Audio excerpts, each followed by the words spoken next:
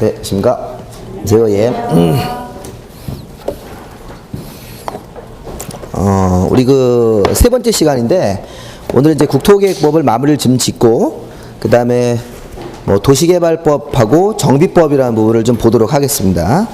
자, 우리 지난주에 공부하신 부분은, 자, 442페이지까지를 하셨어요. 442페이지까지 했는데, 기억은 잘 안 나죠? 예, 우리 뭐 한 주 또 지났으니까 또 다시 또 우리 또 처음 시작한다는 느낌으로 이제 오늘 공부, 오늘 처음 오신 분도 계실 건데 저랑 이제 부동산에 대한 규제를 배운다고 생각하시면 됩니다. 규제. 부동산 규제에 관한 법률을 배우는 거니까 법률적인 지식을 이제 우리가 기초적인 거를 좀 잘 해놓으셔야 돼요. 그래야지 나중에 이제 1월 달에 우리 본격적으로 이제 기본서를 가지고 수업을 할 때 좀 도움을 받아서 이제 우리 그 오늘 공부하는 거 자체도 이제 그 1월 달에 공부하기 위한 어떻게 보면 약간 주춧돌 형식으로 기초를 놓는 거라고 생각을 하시면 돼요. 자, 우리 지난 시간에 뭘 했냐면 이 부동산에 관한 규제 법률은 이 6가지 법률을 우리 시험 범위에서 배우시는데 제일 먼저 배우는 법의 이름이 국토의 계획 및 이용에 관한 법률, 이용에 관한 법률이다 이렇게 되어 있습니다. 그러니까 이건 뭐 다른 건 아니고, 자, 우리나라 국토 토지에 대해서 토지 소유자들이 마음대로 이용하지 못하도록, 그러니까 토지 소유자들이 어떤 뭐 건축물을 뭐 높이 짓고 싶고 뭐 10층으로 짓고 싶은데 안 된다, 6층으로만 줘라, 이렇게 또 토지에다가 어떤 업종을 하고 싶다는 거죠. 무슨 뭐 유흥업소 같은 그런 업종을 하고 싶은데 또 안 된다는 거예요. 그 주변이 주택가라서 이제 그런 거를 규제하는 거예요. 네, 그래서 우리가 이제 우리나라 국토에 대해서는 그 우리나라 국토는 토지니까 토지의 이용 자체를 규제한다고 생각하시면 돼요. 경제적인 활동, 이용 자체를 이제 규제할 때는 중요한 포인트가 이거예요. 계획을 수립한다는 거예요. 계획. 자, 이 계획을 토지 위에다가 이렇게 수립을 하는데 그 계획 자체가 자, 이 규제의 수단이에요. 수단. 그러니까 우리가 이 계획은 우리가 이렇게 여기 바깥에 나가서 토지를 보면 계획이 수립되어 있다고 이렇게 팻말에 붙어 있는 게 아니죠. 예, 그 계획은 행정청이 만들어 놓은 일종의 서류라고, 서류. 행정청이 여기 광주시는 광주시청에서 이쪽 담당하는 부서에서 여러 형태의 계획을 만들어 놓으라고요. 예, 그럼 이제 중개업을 하실 때는 우리나라 토지 위에는 모든 토지에는 다 계획이 있다고 생각하시면 돼요. 그래서 그 계획에 따라서 토지 소유자들이 그 계획을 잘 지켜서 이용을 해야 된다. 이게 이제 국토계획부에서 요구하고 있는 핵심 논점입니다. 이 계획을 잘 지켜서 이용해라, 이런 거죠. 그래서 우리가 처음 공부할 때는 계획이 시험에 나오는 계획이 몇 개 있었어요? 3개. 그래서 그 3가지 이름부터 이렇게 쭉 들어가는 겁니다. 광역, 도시계획. 처음 우리 공법을 처음에 입문하시면 이게 어떻게 돌아가는 스토리를 일단 알아야죠. 이렇게 얘기를 구성을 할 줄 아셔야 돼요. 처음부터 그냥 우리 막연하게 계획부터 외운다 이러지 마시고 국토를 이렇게 규제하는 우리나라 국토 토지에 대한 규제 방법이 계획인데, 계획을 이제 앞으로 배워보면 알겠죠. 이렇게 계획이라고 하는 건 뭐 이제 행정청에 가면 이렇게 서류 있지 않습니까? 서류? 그 서류상으로 계획이 나오는 거죠. 그래서 그 계획을 읽어보고 그 계획에서 시키는 내용대로만 이제 토지 이용을 해야 된다는 건데, 이 계획이 3가지가 있습니다. 그래서 광역도시계획이 있었고, 도시의 기본계획이라는 게 있죠. 이렇게. 광역도시계획, 도시기본계획. 원래는 이게 도시군기본계획인데 그냥 군자를 떼고 그냥 도시기본계획 이렇게 이제 관행적으로 얘기를 합니다. 광역도시계획에 부합하고 도시기본계획으로부터 지침을 받아서 실제 우리 일반 국민들의 권리를 침해하는 도시관리계획, 이렇게 이런 도시관리계획 같은 것들이 이제 토지 위에 확정이 되는 거라고요. 그래서 우리가 여기서 제가 이제 중요하게 말하고 싶은 거는 광역도시계획하고 이런 도시기본계획은 국민들의 권리를 침해하지 않습니까? 이거 뭐라고 그래요? 발전 방향, 장기적으로 발전의 방향을 세워주는 계획이다, 이렇게. 그래서 우리가 이 광역이라는 넓은 지역에 대해서 장기적인 발전 방향을 세워주고, 그 다음에 각자 우리 도시에는 도시에 대한 기본계획이라는 걸 만들어서 그 도시 자체가 또 발전 방향이 있다는 거예요. 그러면 그 발전 방향을 실제 실행에 옮기는 계획이 무슨 계획이 있어요? 도시관리계획이다. 그래서 도시관리계획은 도시기본계획이나 광역도시계획에서 발전 방향이 세워지면 그걸 구체적으로 이렇게 토지에다가 실행하는 계획이 도시관리계획이라고요. 그래서 그 실행하는 과정 내에서 이제 개별 토지 소유자들을 이제 규제하겠다는 겁니다. 그래서 이제 우리가 이 도시관리계획을 지난주에 이렇게 3가지 형태로 배우신 거예요. 배우다 보면 이제 이거 누가 어떤 관청이 계획을 수립하고 뭐 도시기본계획도 어떤 관청이 수립하고 수립권자라는 게 있었잖아요. 네. 지난번에 도시기본계획하고 광역도시계획은 이런 말 썼죠. 수립 승인이라는 거 있었습니까? 네. 다른 건 모르시더라. 요거 하나만 좀 보죠. 네. 도시기본계획은 자, 우리나라가 이 도시가 어디예요? 도시. 자, 우리 공법에서 이제 행정청 도시에서 자, 국토교통부 장관은 우리가 국가행정청이고, 자, 그 아래 우리 이제 광역지방자치단체인 특별시, 광역시, 뭐 세종자치시, 그다음에 제주자치도, 전라남도나 경기도 같은 그냥 도, 이렇게. 그다음에 우리가 이제 특별시나 광역시 밑에는 이제 구가 있는 거고, 나머지 이제 행정단위 밑에는 이제 시군이라는 게 있어요. 시군. 자, 이거는 기초지방자치단체, 이제 광역인데, 자, 우리 여기서 이제 도시는 어디입니까? 도시. 자, 여기 도시기본계획이라든가 도시관리계획 할 때 도시는 이렇게 6개의 행정단위를 묶으셔야 돼요. 특별시, 광역시, 자치자치도, 시군, 이렇게. 이거를 우리가 반드시 기억하셔야 돼요. 이 6개의 행정단위가 도시예요. 그래서 이 도시라는 데서, 도시라는 범위 안에 도가 들어가시면 안 돼요, 도. 전라남도, 뭐, 경기도 이렇게 도가 들어가시면 안 된다고요. 근데 원래 서열상으로는 서울특별시나 광주광역시하고 전라남도하고 같은 거예요. 서열상으로는. 근데 도시라는 개념을 잡을 때는, 그래서 우리가 지난번에 이런 도시기본계획은 누가 수립하냐 이렇게 물어봤더니, 그 각자 도시의 기본이 되는 게, 그러니까 도시의 장들이 하는 거죠. 특별시장, 광역시장, 그 다음에 자치시장, 이런 분들이. 제주도 오면 자치도지사. 이렇게 연습을 하는 거라고요. 그 다음에 뒤에가 도지사가 그러시면 안 된다고요. 이게 각자 도시에 대해서 기본적인 방향을 제시하는 계획이니까 이 끝에가 시장, 군수 이렇게 나와야 되는 거죠. 이렇게. 그래서 여기 특별시, 광역시, 자치자치도까지는 광역지방자치단체고, 시장 군수는 기초예요, 기초. 기초지만 그 기초 시장 군수가 도시의 장으로 본다는 거예요. 그러니까 우리 거기서 이제 그런 걸 정립을 잘 하셔야 돼요. 우리가 이제 서열상으로 쓸 때는 특별시, 광역시, 자치자치도, 도지사라고 써야 되는데, 도시라는 개념을 잡을 때는 도지사님은 빼고 도지사님 아래에 있는 시장군수 이 단위를 각각 도시로 봐야 된다, 이렇게. 그래서 앞으로 도시는 6개의 단위가 되는 거야. 그런 약속을 안 하면 나중에 이 도시자가 나오는 계획에 대해서, 그러면 이제 우리가 지난번에 요 계획을 수립을 했으면 요 승인이라는 게 이제 확정되는 거예요, 확정. 근데 승인이라는 것은 여기서 요분들, 특별시, 광역시부터 자치도까지는 승인권자가 없는 거야. 승인권자가 없이 그냥 자기 자신이 스스로 확정하는 거예요. 서울특별시장님이나 광주광역시장님이 수립을 했으면 중간에 여기 우리 의협심이라는 게 있었죠. 그래서 협의와 심의를 거친 다음에 직접 확정, 이렇게 승인 없이. 근데 여기 이제 시장군수 같은 분들은 도지사한테 뭘 받는다?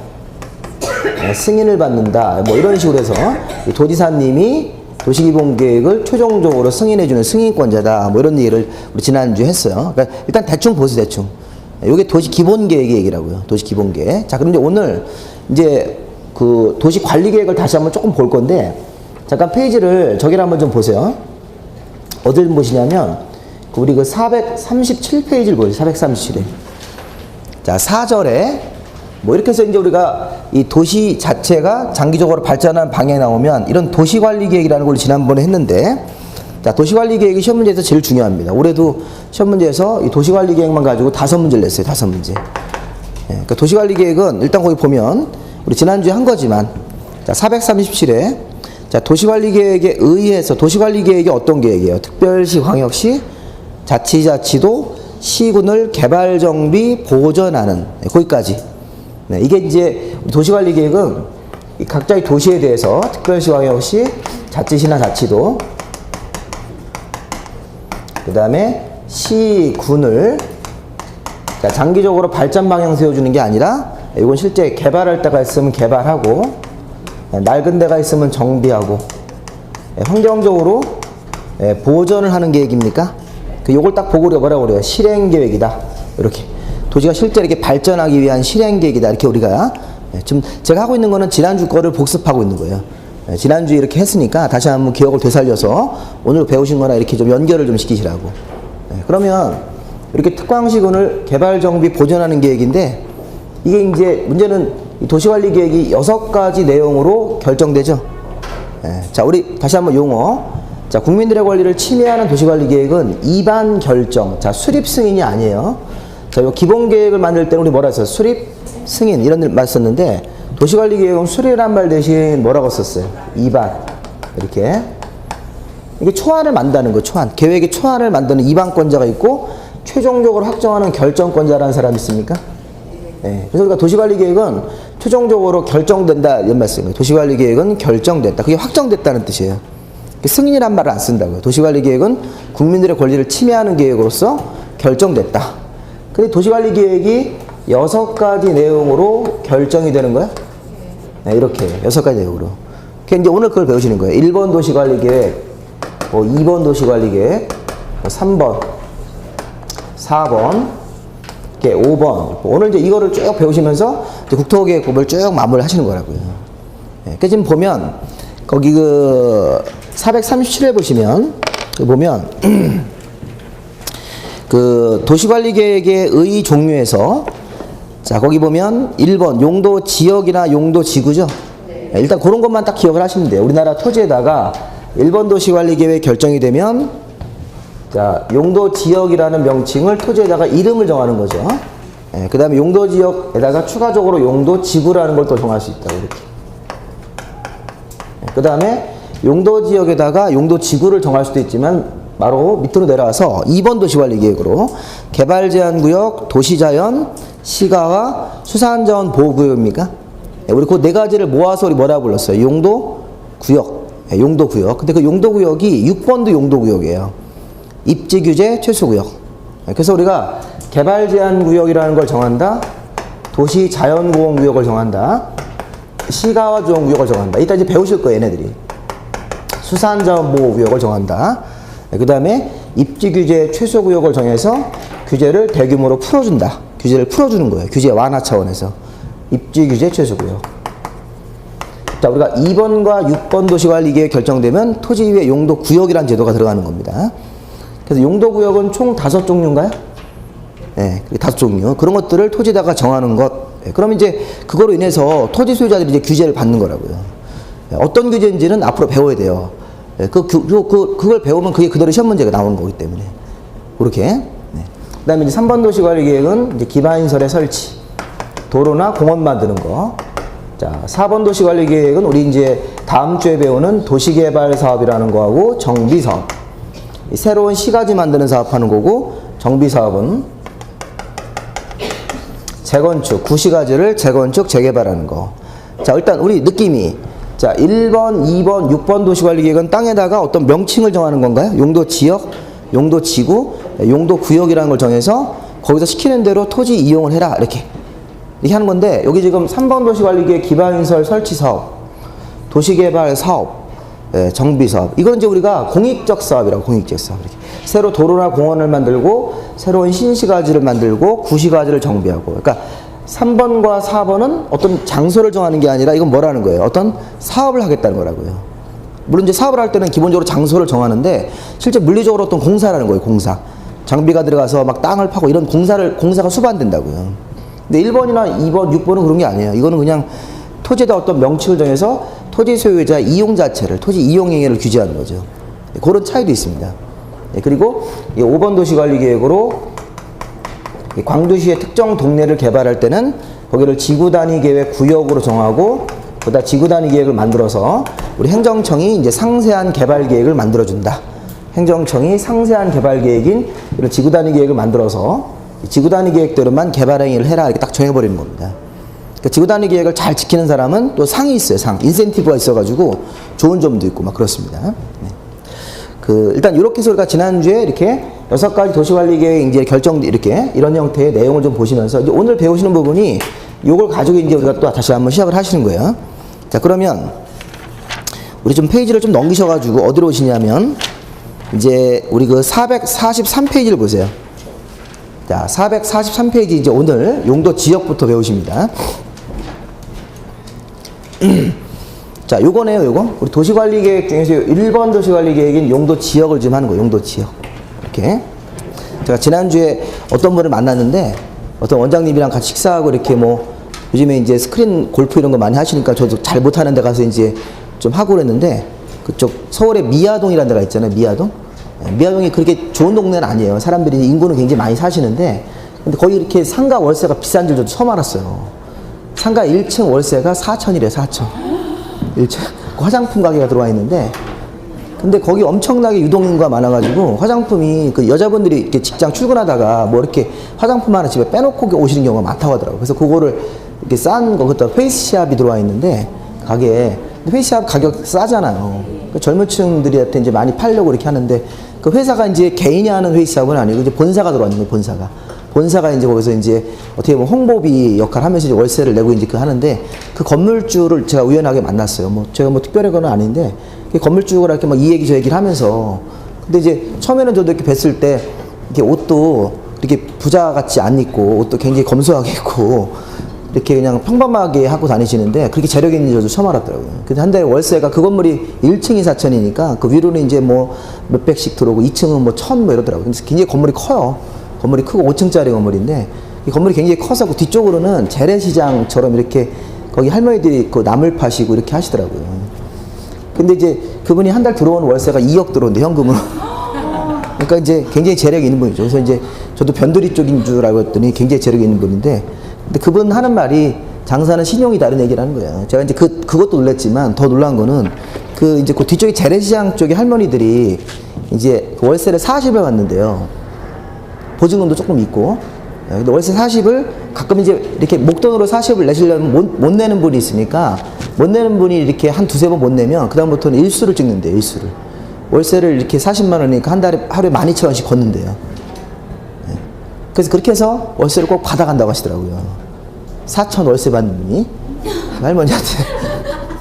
그래서 저도 굉장히 자린고비다 이렇게 생각을 했는데 그게 아니라는 거예요. 자기는 게 신용이라는 거예요. 약속을 했으면 지켜야 된다는 거예요. 아무리 어렵더라도. 그게 장사의 기본이라는 거죠. 그래서 자기가 할머니 고생하면 월세 깎아줄 수도 있다는 거예요. 근데 다른 사람들한테 그런 게 보여지면 안 된다는 거예요. 장사하신 분이. 그래서 예전에 그 미아동에 롯데백화점이 있어요. 그 롯데백화점이 그 건물을 사려고 했다고요. 그 얘기를 하시더라고요. 그때 그 건물주가 롯데백화점 담당자한테 롯데백화점을 나한테 팔으래. 내가 사겠다고. 그러니까 그만큼 자기 재력이 있다는 걸 간접적으로 이렇게 표시를 하더라고요. 자기가 살 수 있대요. 대출 받으면 살 수 있다고 하더라고요. 그러니까 이제 돈이 얼마인지는 모르겠는데, 그러고도 막 이렇게 막 1,000원짜리 한 장 쓰는 것도 굉장히 좀 검소하게 쓰시고, 막 1,000원짜리 하나 빼는 것도 굉장히 아까워하시고, 막 이렇게 하면서 막 골프도 열심히 치시더라고. 돈 안 내주시려고 막 하는데, 야, 이게 저렇게 돈을 모으는구나. 부자들은 저렇게 사는 거지. 그런 것도 중요하지만, 그 사람이 이렇게 월세를 받아간다는 측면에서 그래서 뭐 이 얘기 저기를 하는데, 자기는 장사할 때 제일 싫은 사람들이 제 시간 안 지키는 사람이 제일 싫대요. 장사하는 사람이 자영업이다 보니까 자기 관리를 못해서 술 먹고 가끔 보면 늦게 열고 일찍 닫고 있지 않습니까? 그런 게 제일 자기 싫다는 거예요. 그런 사람이 있으면 바로 저기 냅두는데요. 그래서 딱 쉬는 날 정해놓고 쉬는 날 아닌 날은 칼같이 아침 저녁을 꼭 열으라는 거예요. 그래야지 소비자가 와서 제 시간에 8시 문이 9시 닫으면 8시 50분 이렇게 오면 살 수 있는 거잖아요. 근데 뭐 10분 일찍 닫아놓고 나면 사람들이 그 물건 살 때 신용이 없어진다고요. 그게 제일 중요하다는 거예요. 제가 지난번에 김밥집 얘기도 했는데, 그게 저도 다시 한번 그런 사람이 있겠어요. 그래서 자기는 이제 좀 나이가 꽤 되신 분인데, 어렸을 때 이제 저기 이렇게 자기 부모님이 이제 외정시대 때 장사하시던 분이라서 자기 부모님한테 그 일제시대 때 그 장사하는 걸 그대로 자기도 배웠다고 하더라고요. 자기 부모님들한테 장사하는 걸 배워서. 그래서 이렇게 큰 건물 뭐 이런 거 하셔가지고 했다고 하시더라고요. 근데 보면 그런 장사하는 거에 기본이 딱 되셔서, 저도 이제 굉장히 본받을 점이 많고, 저한테도 막 물어보더라고, 이거저거. 뭐 이렇게 그 건물에 대해서 여러 가지 이제 큰 건물이다 보니까 여러 가지 이제 법의 권리 그런 사항이 많나 보더라고요. 건축법 같은 거 위반해가지고. 그래서 그때 저도 알려주지 않죠. 그리고 장사 비즈니스식으로 들어오면 저도 뭐 돈을 줘야지 알려주고, 제가 많은 건 없지만. 저도 잘 모른다고 그랬어요. 그러니까 아쉬우면 저한테 돈 내고 배우시라고. 아니, 부동산 공부를 하시든지 이렇게 뭐 얘기를 했는데, 굉장히 보면 본받을 점이 많더라고, 보니까. 이런 나중에 부동산 하시면 그런 분들이 많아요, 생각보다. 그러니까 이제 우리가 부자들을 이렇게 뭐 졸부라고 막 비난하고 조롱하지만 그렇지 않은 분들이 되게 많다고요. 그렇게 아는 분들도 많고, 상당수 제가 볼 땐 더 많아요. 일부 이제 한 20-30% 되는 갑자기 이렇게 돈 생기신 분들이 막 이렇게 돈을 흡쓰고 막 이러시는데, 그렇지 않은 분들이 우리나라 훨씬 많습니다. 우리나라가 생각보다 건전합니다. 예. 건전하고 노인분들이 많이 이렇게 그런 거 많이 생각하시고 좋은 일도 많이 하시고 이렇게 하세요. 근데 우리나라는 이렇게 자꾸 이제 안 좋은 얘기를 자꾸 확대 생산하는 거죠. 여론에서 생산해가지고, 이게 참 우리나라 여론이 참 문제입니다. 여론이 이게 자꾸 이제 여론이 이렇게, 우리 그런 거 생각해 보세요. 조중동이라는 그런 데가 우리 초반전에는 박근혜 편이었지 않습니까? 근데 왜 지금 이렇게 바뀌었을까? 이렇게 한순간에 바뀌었잖아요. 그 이유가 있을 거 아니에요. 조중동이란 그 종편이 그렇게 박근혜 대통령을 칭찬하고 이렇게 빨아주다가 갑자기 왜 바뀌었어요, 이게? 그 지난번에 종편 심사했다고요. 연장을 한 해 만에 이러니까 이제 자기네들 이제 우리가 대통령을 갈아엎을 수 있다 이런 걸 보여주자는 거잖아요. 그렇게 해서 이제 그런 뒷배경이 좀 있다고 하더라고요. 자꾸 이제 종편 심사에서 종편 폐지해라 그러잖아요. 너무 이게 선정성으로 이렇게 막 정치고 나오는 분들이 막 거의 뭐 말하는 거 자체가 너무 선정적으로 얘기하잖아요. 누굴 얘기를 하든 여든 야든 간에 다 이렇게 선정적으로 얘기하니까 이 종편 폐지해야 된다. 이런 식의 방송은 국민들한테 이거 문제가 있다. 그래서 폐지하려고 해서 이렇게 하니까 이제는 종편에서 이제 반격을 하는 거죠.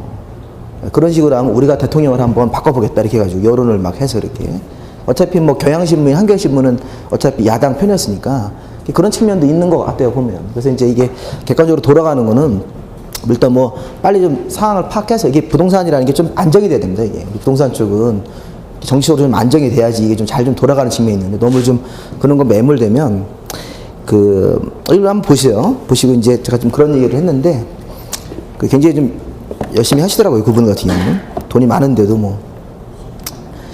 근데 그분 애들이 속썩인다고 하더라고요. 애들이 정상준 아들 그 애들이 있는데 애들이 아니죠. 이제 뭐 나이가 70대시니까 뭐 저랑 비슷한 연배의 이제 그런 자제분들이 있는데 자제분들이 뭐 하나는 선거한다고 막 그러고 그 선거하면 돈 금방 말아먹어요. 이게 공천 같은 거 받아가지고 막 이렇게 하는데 그 몇 번 말아먹고 또 이제 둘째 아들은 완전히 이제 뭐 이렇게 뭐 몇 번 이혼하고 뭐 이랬다고 하더라고요. 이혼하고 맨날 뭐 이렇게 부인 때리고 막 그런다고 하는데. 그러니까 이렇게 항상 그런 식의 이제 걱정이 있는 거더라고요. 그러니까 재력이 있으신데 자제들이 이제 그런 걸 생각하고 우리 아버지가 이렇게 재력이 있으니까 나는 뭐 특별히 노력하지 않아도 됐겠냐 이런 게 있으니까 돈을 모아놓고 나중엔 돈 없다고 하신다면 나중에 주셔야 되는 것 같아요. 자제분들 교육할 때. 자, 우선 우리가 이제 도시관리 계획은 이렇게 6가지를 제가 설명을 했는데 요거를 좀 자세하게 보자라는 거예요. 오늘 배우시는 부분은. 자, 용도 지역. 자, 그럼 이제 3가지만 딱 물음에 답하시면 돼요. 공부하실 때. 공부하는 순서를 잘 생각하셔야 돼요. 자, 용도 지역을 우리 법에서 왜 정하는 거냐? 이렇게 의의가 있어요. 자, 의의를 우리 다른 말로 이걸 지정 목적이라고 해요. 자, 용도 지역 우리나라 토지를 크게 4종류, 그 다음에 세분하면 21종류로 구분을 하는 건데 이렇게 지정하는 목적은 우리나라 토지를 경제적 이거 안 하셨죠? 지난 시간에? 예. 자, 우리나라 토지를 보다 경제적이고 그런 말 이렇게 줄 한번 쳐보세요. 효율적으로 이용하기 위해서. 자, 우리나라 한정된 국토자원을 보다 경제적이고 효율적으로 이용하기 위해서 용도 지구를 합니까? 용도 지역을 합니까? 예, 이런 걸 우리가 그냥 눈에 그대로 익히셔야 돼요. 자, 우리나라 토지를 보다 경제적으로 효율적으로 쓰기 위해서 용도 지역을 정해서 여기는 주거적으로만 써라, 여기는 상업적으로 써라 이렇게.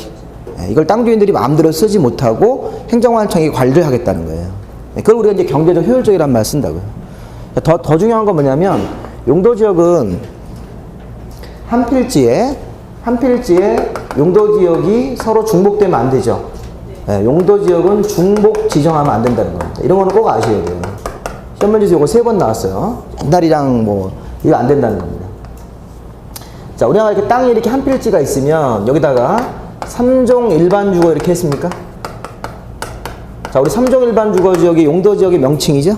21가지 중에서 용도 지역 중에 3종 일반이라는 게 있잖아요. 그러면 여기 좀 땅 한 필지에다가 3종 일반 주거 지역을 정했으면 여기다가 농림 지역을 또 하면 돼야 안 돼요?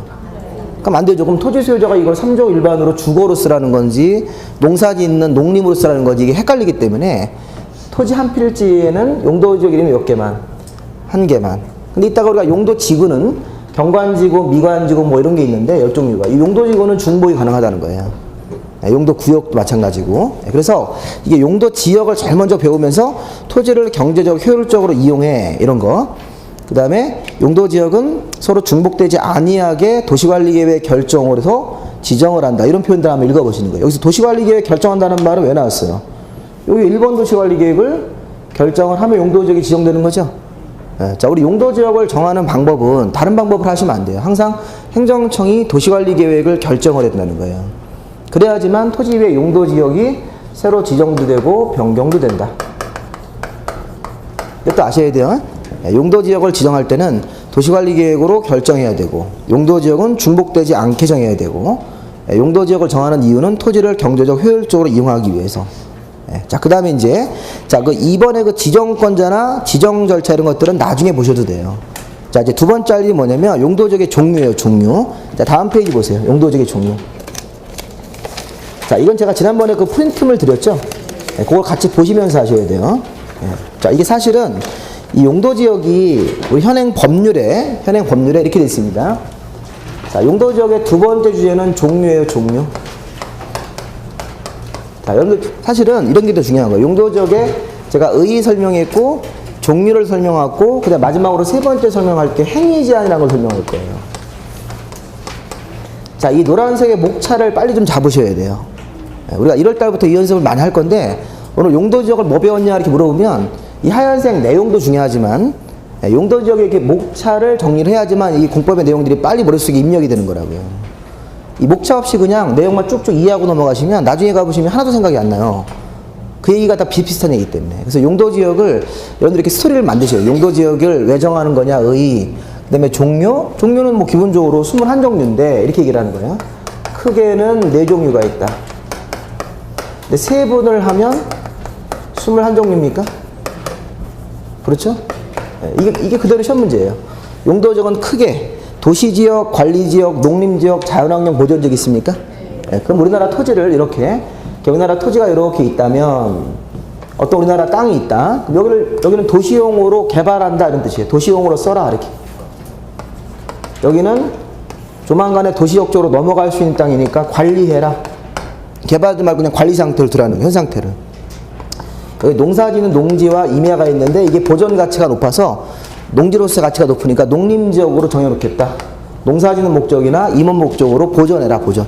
개발하지 말고. 그 다음에 자연환경이 잘 유지가 되어 있으니까 자연환경 보존지역이라는 땅도 우리나라에 있다고 그러기. 근데 문제는 이 상태에서 끝나지 마시고 그 도시지역이라는 땅이 있으면 도시지역이 뭐 인구와 산업이 밀집되어 있거나 밀집이 예상되는 지역인데 이게 다시 주상공록으로 나눠집니까? 네, 나눠진 다음에 한 번 더 나눠지는 거예요. 주상공록으로 나누고 나서 이게 대통령령이라는 세부 규정까지 내려가서 우리 그 프린트물 주거지역이 1, 2종 전용, 1, 2, 3종 일반, 준주거입니까? 네, 그렇게 주거지역을 나누셔야 돼요. 이게 그러니까 결론적으로 나누시면 도시지역 안에 주거지역이 6개 이렇게 1, 2종 전용, 1, 2, 3종 일반, 준주거. 네, 상업지역은 4개 있죠? 네, 그 중일, 근유, 네, 중일, 근유, 뭐 중학교 1학년 되면 근육이 생긴다 이렇게. 네, 우리 이제 기본서에 보면 요 순서를 약간 좀 바꿔서 중일, 유근 이렇게 외울 때도 있어요. 어떤 책에는 그 순서를 약간 바꿔서 하는 경우도 있는데 어차피 뭐 같은 얘기니까 중일, 근유 이런 식으로. 자, 공업지역, 공장저라 이건 몇 개 있습니까? 전일준이 3개. 자, 도시지역 안에 일부 녹지도 있어야 돼요. 공원 만들기 위해서. 이게 보생자. 그 다음에 관리지역도 3군데요. 보전관리, 생산관리, 계획관리 이렇게. 그러면 이제 관리지역에서 세분 명칭이 3가지가 나오는 거고 도시지역 안에서 세분 명칭이 16개가 나오는 거라고요. 그 다음에 여기 자연환경하고 농림 쪽에서는 세분되는 현상이 없는 거예요. 뭐 1종 농림, 2종 농림 이런 말 쓰시면 안 된다고요. 자연환경도 뭐 준자연환경 보존 이런 거 없다는 겁니다. 그래서 이제 이렇게 해서 우리가 21가지를 딱 보는데 시험 문제에서는 뭐가 중요한 거냐면 거기서 주거지역에 6개, 그 다음에 녹지지역에 3개 이걸 제일 많이 내요 시험 문제에서. 주거지역에 3개, 그 6개가 1, 2종 전용, 1, 2, 3종 일반, 준주거지역입니까? 이게 올해도 시험 문제였어요. 일단 뭐 기본적으로 1종 전용, 2종 전용은 단독주택, 공동주택 중심의 양호한, 그 다음에 1종, 2종, 3종 일반은 저층, 중층, 중고층 주택 중심의 편리한. 자, 우리 지난번에 거기서 우리가 저층 주택이 4층이야. 중층 주택은 18층이야. 그 다음에 중고층 주택 중심의 편리한이면 18층을 초과해서 올릴 수 있는 그런 주의다. 그래서 제가 지난번에 2종 일반이나 3종 일반은 주로 아파트 단지다. 아파트 단지가 15층 이런 아파트, 12층 이런 아파트들이 2종 일반 주거지역이에요. 그리고 아파트가 막 25층 이렇게 올라가는 아파트도 있죠. 그런 건 3종 일반이라고 생각하시면 돼요. 30몇 층짜리 아파트 이런 것들은 다 3종 일반 주거지역입니다. 그리고 4층짜리 연립 이런 거 있죠. 연립 같은 거 다세대 이런 것들을 우리가 이제 통상적으로 빌라라고 하는데 4층짜리 연립이라든가 다세대 이런 것들은 주로 1종 일반 주거기 때문에 그런 거밖에 못 짓는 거예요. 왜냐면 거기 저층, 중층, 중고층 그랬죠? 예, 그럼 그걸 위반해서 건물 지면 안 된다고. 주택을 짓더라도. 예, 그리고 이제 우리가 전용주거 1, 2종은 단독주택, 공동주택 중심의 양호한. 그럼 시험 문제에서는 여러분들 출제하신다면 어떻게 내시겠어요? 이거를 갖다가. 예, 거기 2종 전용주거하고 거기 2종 일반주거를 섞어버리는 거죠, 뭐. 네, 뭐 중층주택 중심의 편리한 주거환경을 조성하는 지역은 2종 전용주거다. 이렇게 하는 거라고요. 네, 그렇게 이제 섞은 거죠. 그래서 공부하실 때는 1, 2종 전용은 단독 공동주택 중심입니까? 네, 그렇게 해서 앞에 걸 시작하시면 되고, 그 다음에 저층, 중층, 중고층은 일반 주거죠? 네, 그 다음에 준주거 지역은 종이 없어. 준주거 지역에서는 주거 기능 위주로 하면서 상업 업무. 자, 그리고 준주거에는 두 가지 기능이라고 쓰는 거예요. 준주거에는 두 가지 기능이 있다. 주거 기능에다가 상업 기능까지만 보완을 해요. 그러니까 상업 업무가 어차피 일하는 기능이니까 그냥 상업이라고 하시면 돼요. 그러면 공업 기능은 들어가시면 안 되는 거죠. 예, 준주거에는 주거 기능 위주로 하면서 상업 업무 및 뭐 이렇게 공업 기능을 보완한다. 이러면 안 된다는 거예요. 이것도 예상 문제로 보셔야 돼요. 주거에다가 상업 업무까지만, 공업이 들어가시면 안 됩니다. 자, 반면에 우리가 상업지역의 중일근류는 각자 한번 좀 보시고, 그 다음에 전일준, 공업 쪽도 각자 보시는데, 준공업지역에 가보면 거기는 세 가지 기능이 섞여 있다는 거예요. 공장도 짓고 주택도 짓고 상가도 질 수 있어요. 그 준공업지역은 경공업을 수용하면서 주거, 상업 업무를 보완합니까? 네, 그럼 경공업, 주거, 상업 이 세 가지가 모두 이렇게 섞여서 있을 수 있는 곳이 어디다?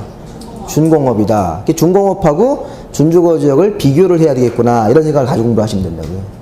네, 그렇게 하시는 거예요. 그러니까 주거 지역의 그 6가지는 좀 잘 좀 보시고, 그 다음에 준주거 지역은 2가지 기능, 준공업 지역은 3가지 기능. 자, 그 다음 우리가 놓치지 말아야 될 것 자연 녹지, 생산 녹지, 보존 녹지, 보생자. 자, 우리가 보존 성격으로만 유지하는 녹지가 무슨 녹지예요? 보존 녹지. 그 보존 녹지는 자연환경 경관 녹지 공간을 보존하기 위한 지역입니까? 네, 이렇게 보존하기 위한 지역. 자, 우리 광주시 안에 무슨 공원 같은 거 있어요? 공원? 네, 그 공원은 대부분 다 보존 녹지예요. 무슨 공원자 붙은 것들은 다 보존 녹지로 이건 개발이 거의 불가능합니다. 그 다음에 농업적 생산, 도시 지역 안에도 일부 소규모 농지가 있어요? 외곽 쪽에? 네, 그게 생산 녹지예요. 농업적 생산을 위해서 일단 도시 지역 안에서 일부 농지를 유지하겠다는 거예요. 그 다음에 자, 보존할 필요가 있는데 불가피하면 개발이 허용. 이렇게 보존할 필요가 있지만 불가피하면 개발이 허용되는 녹지가 보존 녹지예요, 생산 녹지예요, 자연 녹지예요? 네, 자연 녹지. 이렇게 해서 이제 그 부분을 구별을 해 놓으셔야 된다고요. 이런 건 좀 어렵죠. 좀 세부적으로 들어가니까, 좀 디테일적으로 들어가니까 이런 분들이 스스로 이제 사실 이제 부작용이 생기죠. 아, 이게 공부가 이런 거구나 이렇게 해가지고 이걸 구별하라고 막 그러는데 야, 쉽지가 않다고 이게. 그러니까 이런 건 자꾸 이제 자주 반복해서 보시는 수밖에 없어요. 네, 보다 보면 어느 순간 이제 구별이 된다고요. 조금씩 우리가 이렇게 나아가야죠. 점진적으로. 네, 이렇게 이 공법은 이 천재가 아닌 한 한 번 딱 듣고 다 될 수 없어요. 네, 그래서 이게 뭐 공법을 이제 그 우리가 1년 안에 목표로 딱 했을 때는 자꾸 반복을 하시죠. 최소한 시험 보기 전까지 한 10번은 반복하셔야 돼요. 10번. 네, 근데 10번 반복할 때 일단 우리 지금 12월 달에 저랑 같이 이렇게 한 번 반복하는 겁니다. 이렇게 대충 반복하는 거예요. 반복하고 두 번째, 세 번째 이렇게 계속하면서 자, 반복할 수 있는 그런 자료를 드릴 테니까 여러 가지 방법이 있어요. 기본서 가지고 하기 너무 많으니까 기본서에서 중요한 걸 이렇게 골라가지고 뭐 요약집을 만들고 또 지난번에도 말씀드렸지만 그 MP3 강의라는 걸 제가 따만들어서 이렇게 20분씩 녹음해 드릴 거예요. 그 애들 저기 초등학생들이나 유치원 애들 이야기 동화책 이런 거 있지 않습니까? 이렇게 동화책을 이렇게 이야기식으로 이렇게 원래 엄마가 읽어줘야 되는데 귀찮으니까 녹음해가지고 이렇게 하지 않습니까? 성우들이. 제가 성우는 아니지만 비슷하게 흉내내가지고 이렇게 해서 드릴 테니까, 예, 거기다가 노래도 한 곡씩 담아가지고 그래서 이렇게 하면 되는데 노래는 저작권이 걸려가지고. 근데 제가 저작권법을 찾아보니까 이게 기존에 있는 가요를 이렇게 해서 녹음해가지고 팝이나 이런 걸 해서 이렇게 들어도 제가 파는 게 목적이 아니면 된다고 하더라고요. 교육용으로 이렇게. 그러니까 제가 돈을 안 받고 이렇게 뿌리는 건 된다고 하더라고요. 돈을 받고 뿌리면 이제 그쪽한테 이제 저작료를 내야 되는데 그게 예외가 있더라고요. 저작권법에 예외가 있어요. 저도 이제 그거를 처음 이렇게 법을 살펴보니까 예외가 굉장히 많은데 저작권법에 안 걸린다고 하더라고요. 우리나라는 이제 이런 저작권이라는 게 아직 좀 이렇게, 자, 지난번에 했지만 이 공법책 같은 거는 막 베껴서 했는데, 베끼고 문제도 베끼고 이렇게 하는데, 뭐 저작권에 걸 일은 없는 거고, 원래 걸리면 걸리는데 법적인 절차를 처리하는 게 더 귀찮아가지고 막 법원에 오라 그러잖아요. 이거 강의해야 되는데 법원 가가지고 하루 까먹고 오면 돈 일당이 얼만데 그게. 그 제가 대표적으로 비정규직 아닙니까? 비정규직 전국을 돌아다니는 보부상이잖아요. 보부상. 옛날에 그 보부상 이렇게 막 짐지고 막 이렇게 놨다가 호랑이 갖다 잡히고 막 이런. 지금은 이제 그런 건 아니지만 이렇게 전국을 헤매면서 이렇게 제가 작년도에는 이렇게 대전, 대구, 광주를 돌고 돌아갔거든요. 1년을 이렇게 하니까 너무 힘들더라고요.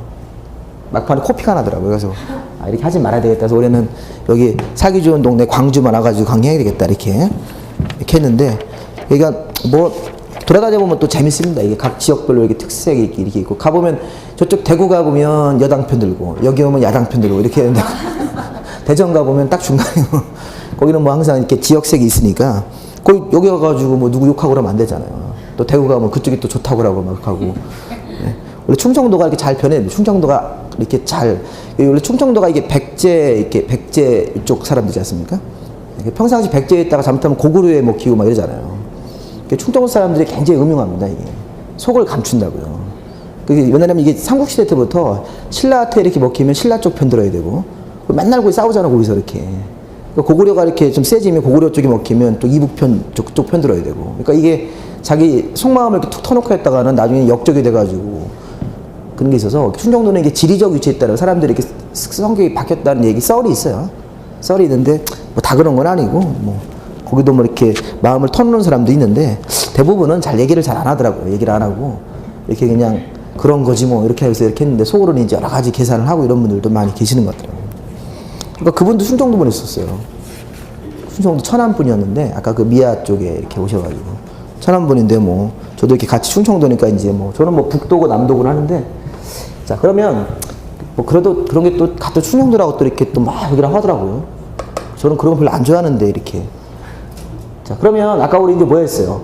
21종류 이렇게 이름을 쭉 보면서 주거지역 6개를 좀 유심히 보고 녹지지역 3가지를 유심히 보고, 나머지 이제 거기 보생계, 농림자연은 그냥 참고로 보시면 돼요. 이름 정도만 쓱 보세요. 자, 이제 그 다음에 할 일이 뭐냐면 이제 행위 제한입니다. 자, 우리 용도 지역을 왜 하는지 목적을 받고, 용도 지역의 종류는 결론은 21종류다 이 얘기예요. 자, 이런 것들 우리나라 토지 위에 한 필지에 하나씩 들어가 있습니까? 네, 들어가 있는 거예요. 나중에 배우실 건데 가끔 보면 드물게 우리나라 땅인데 용도 지역이 없는 경우도 있어요. 용도지역이 없을 때는 자연환경 쪽으로 대신 적용하는 거예요. 용도지역이 없다. 지금 무슨 말 하고 싶은 거냐면 여기 행위제한이라는 게 있습니까? 이게 무슨 얘기냐면 용도지역에 들어가면 땅 주인들이 받는 행위제한. 대표적으로 이거예요. 건물 지을 때 우리 건물 짓는 행위를 하죠. 돈 벌려고. 땅에다 가장 돈 버는 행위는 건물 짓는 거라고요. 그럼 건물을 지을 때 어떻게 행위 제한했더니 건물에 종류 제한하겠다는 거예요. 종류 제한. 어떤 종류 건물은 된다. 그래서 뭐 모텔 같은 것들은 여기서 안 된다는 얘기예요. 주거지역에서는 모텔 같은 거 못 해요. 숙박업소이기 때문에. 그러니까 이게 우리 건축물에 건축 제한 이렇게 얘기합니다. 자, 이 건축 제한을 우리 항상 생각하셔야 돼요. 종류 제한이다. 자, 어떤 업종은 되고 어떤 업종은 안 되고. 예를 들어서 아까 우리가 일종 전용 주거지역에서 아파트라는 건물 돼야 안 돼요. 아까 우리가 일종 전용 주거가 단독주택 중심의 양호한 주거환경이죠. 단독주택 중심이니까 아파트 같은 건 지으면 안 된다는 거예요. 주거지역이라도 아파트를 못 짓는 곳이 있어요. 그러면 그 일종 전용주거에서 4층짜리 연립은 될까요? 연립은 조건이 맞으면 돼요. 나중에 배우실 거예요. 이렇게 건물의 종류를 따지는 거예요. 아까 지금 제가 일종 전용주거에서 아파트라는 건물은 된다 안 된다? 안 된다 이렇게. 근데 연립이나 다세대 같은 것들은 돼요. 조건이 맞으면. 네, 그렇게 건물의 종류를 따지는 게 건축 제한이고, 그리고 또 아까 일종 전용 주거 지역이나 뭐 3종 일반 주거도 마찬가지인데, 주거 지역이라고 한다면 이런 거, 뭐 숙박시설 같은 모텔 이런 거 있죠? 이런 거라든가. 예, 그다음에 우리가 이런 거 있어요. 주유소 같은 거 있습니까? 주유소. 주유소는 주택가에는 못 들어오는 거예요. 화재 위험이 있기 때문에. 화재 위험은 큰 사고 나니까. 아니 무슨 뭐 우리 위락스라고 그래가지고 우리 카지노 뭐 이런 거 있죠. 카지노라든가 뭐 술집 같은 거 이런 거. 이런 거를 하시면 이 주거 생활하는데 지장이 있죠. 그러니까 이렇게 건축물의 업종 자체를 제한한다. 이게 뭐라고 그래요? 건축 제한. 그리고 행위 제한, 그러니까 행위 제한은 항상 이렇게 생각하죠. 3개. 땅 주인들이 건물 지을 때 세 가지 형태의 업종 제한 받고 건폐율 규제 받고 이렇게.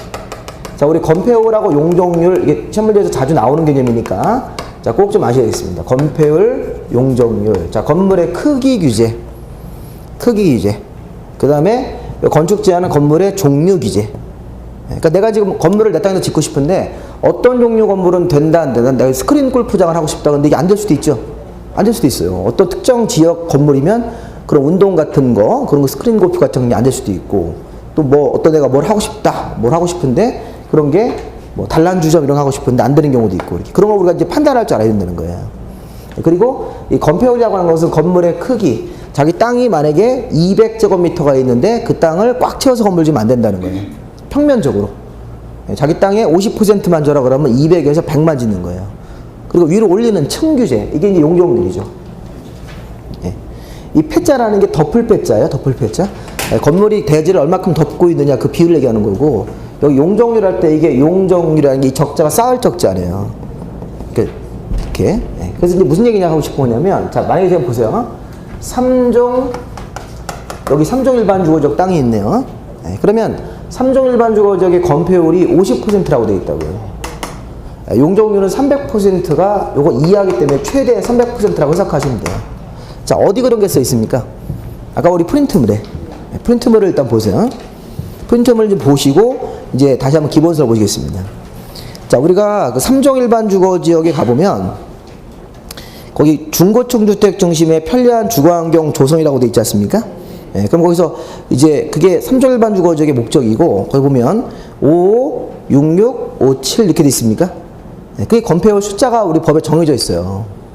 그러면 뭐 3종 일반 주거지역은 50% 이하 이렇게 적용하는 거야. 근데 뭐가? 건폐율이. 그럼 건폐율은 이렇게 해석해요. 우리 건폐율이라고 하는 것은, 건폐율은 이 공식인데, 자, 분모가 대지 면적이에요. 그리고 분자가 건축 면적이다. 자, 이 빨간색으로, 자, 여기 3종 일반 주거지역에 만약에 대지가 200 있어요. 대지가, 이 대지 크기가 200제곱미터 이렇게. 그러면 이렇게 건물을 이렇게 세웠을 때 이 건축물이 대지 부분을 덮고 있을 만큼을, 이게 건축 면적이라고요. 대지를 얼마큼 이렇게 건물이 차지하고 있느냐, 건축물이 대지를 얼마큼 덮고 있느냐, 그래서 건물 들면 건물 자국이 남겠죠. 그게 건축 면적인데, 지금 건축 면적이 아까 그대로 적용해 보시면, 자, 3종 일반 주거지역이니까 몇 프로예요? 50%. 그러니까 대지 면적은 아까 우리 200으로 적용해야 되죠? 그럼 200의 반만 건축 면적을 내라, 이렇게. 그럼 아무리 크더라도 얼마를? 100제곱미터까지죠, 이렇게.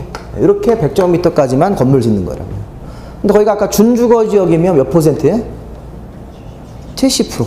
70%면 200이란 땅에 2724에서 140. 140일 수 있는 거죠. 더 넓게. 거기가 중심상업지역이면 또 90%로 바뀝니까? 제일 크죠. 이렇게 해서 건폐율은 우리 21가지 용도지역 이름이 써 있고 숫자가 정해져 있어요. 이 숫자를 좀 제가 외우라는 게 아니라고요. 그 의미만 잘 기억을 하시라고. 건폐율이라고 하는 것은 나중에는 우리가 55, 66, 57 이렇게 하실 거예요.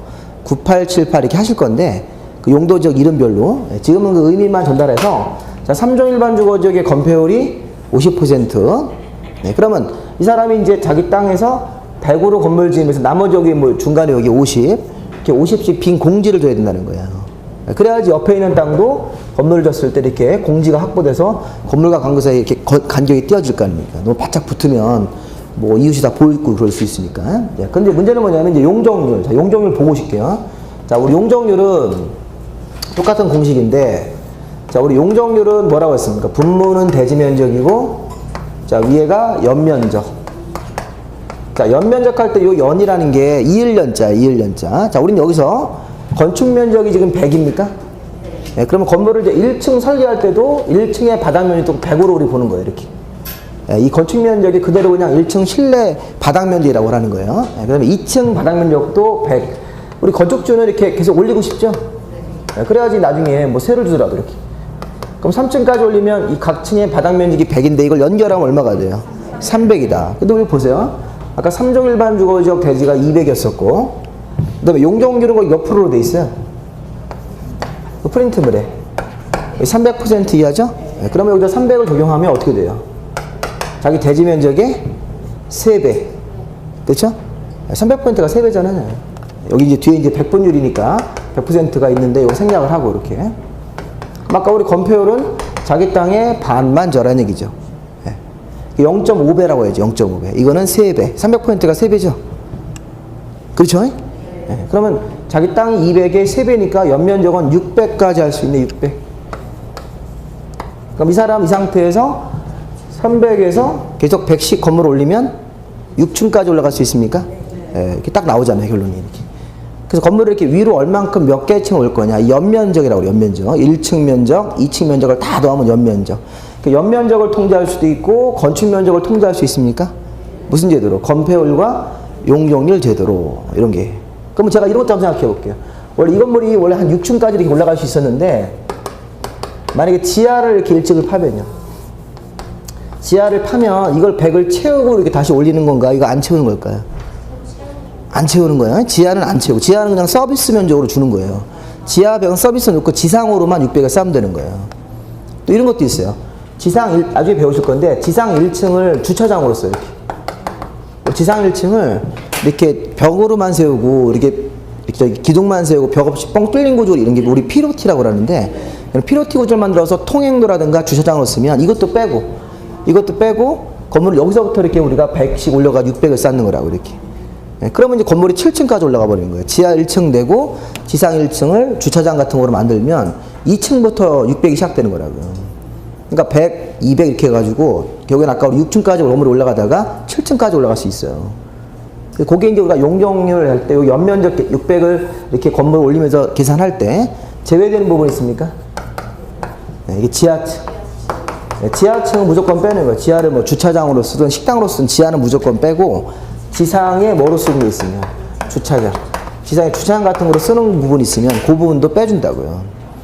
그래서 실제 이제 지상 1층도 빠지고 지하도 빠지고 실제 내가 건물주가 100이라는 공간을 쓰지만 그거 빼고 2층부터 100, 3층 200 이렇게 올라가는 거예요. 이렇게 올라가서 건물을 몇 층까지 할 수 있는 거냐. 자, 그럼 요게 우리가 용도적에서 땅 주인들이 받는 제한입니까? 그죠?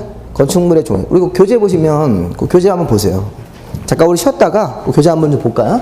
잠깐 쉬었다 보시죠. 여기 그대로 두시고.